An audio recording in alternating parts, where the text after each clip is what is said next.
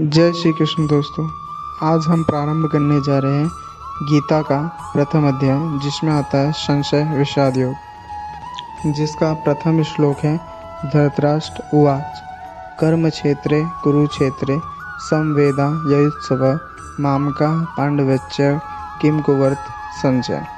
जिसमें धृतराष्ट्र पूछते हैं, हे संजय, धर्म क्षेत्र कुरुक्षेत्र में एकत्र युद्ध की इच्छा वाले मेरे और पांडु के पुत्रों ने क्या किया। अज्ञान रूपी धृतराष्ट्र और संयम रूपी संजय। अज्ञान मन के अंतराल में रहता है। अज्ञान में आवृत्त मन धृतराष्ट्र जन्मांध है, किंतु संयम रूपी संजय के माध्यम से वह देखता है, सुनता है और समझता है कि परमात्मा ही सत्य है। फिर भी जब तक इसके उत्पन्न मोह रूपी दुर्योधन जीवित है, इसकी दृष्टि सदैव कौरवों पर रहती है, विकारों पर ही रहती है। शरीर एक क्षेत्र है।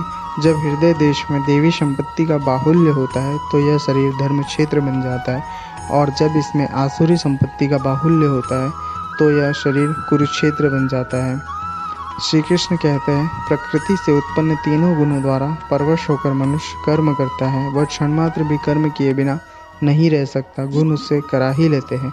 सो जाने पर भी कर्म बंद नहीं होता। वह भी स्वस्थ शारीरिक शरीर की एक खुराक मात्र है। तीनों गुण मनुष्य को देवता से कीट पर्यंत शरीरों में बांधते हैं। जब तक प्रकृति और प्रकृति से उत्पन्न गुण जीवित है, तब तक कुरु लगा रहेगा। अतः जन्म मृत्यु क्षेत्र विकारों क्षेत्र कुरुक्षेत्र है, और परम धर्म परमात्मा से प्रवेश दिलाने वाली पुण्यमयी प्रवृत्तियों का क्षेत्र धर्म क्षेत्र है। पुरातात्विक पंजाब में काशी प्रयाग के मध्य तथा अनेकानेक स्थलों पर कुरुक्षेत्र की शोध में लगे हैं, किंतु गीताकार ने स्वयं बताया है कि जिस क्षेत्र में युद्ध हुआ वह कहाँ है। यह शरीर ही क्षेत्र है, और जो इसको जानता है, इसका पार पा लेता है, वह क्षेत्रज्ञ है। आगे उन्होंने क्षेत्र का विस्तार बताया है, जिसमें 10 इंद्रियां, मन, बुद्धि, अहंकार, पांचों विकार, रूप, रस, गंध, शब्द और स्पर्श, यही इंद्रियों के 5 विषय है, और तीनों गुणों का वर्णन है। शरीर ही क्षेत्र है, एक अखाड़ा है। इसमें लड़ने वाली प्रवृत्तियां 2 है, दैवी संपद और आसुरी संपद। पांडु की संतान और धृतराष्ट्र की संतान सजातीय और विजातीय प्रवृत्तियां है। अनुभवी महापुरुष की शरण जाने पर इन दोनों प्रवृत्तियों में संघर्ष का सूत्रपात होता है। यह क्षेत्र क्षेत्रज्ञ का संघर्ष है, और यही वास्तविक युद्ध है। विश्व युद्धों से इतिहास भरा पड़ा है, किंतु उनमें जीतने वालों को ही शाश्वत विजय नहीं मिलती। ये तो आपसी बदले है।